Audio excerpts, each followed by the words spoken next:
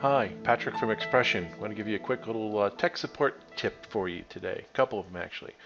You're having issues with your system and you're calling tech support and they want to know what version of software you're running.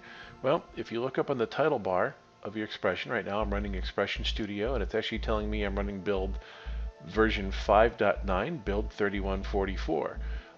If you're trying to figure out what features you have available to you, if you click on Help, About, it opens up the About XPression menu and it will show you the licensee of the dongle, and mine is a demo dongle for ROS Video, so it says it's to ROS Video. It's telling me it's for a non-commercial demo license, meaning I can't sell it to anybody. But down in the available licenses, you can see what software features you're enabled for on this dongle, and I have bunches here. So I've got Studio and Player and Blue Box because I do this for demos. Basically, I've got anything XPression can support, and you might be looking for things, for example, like maybe you'll have data link support in Studio.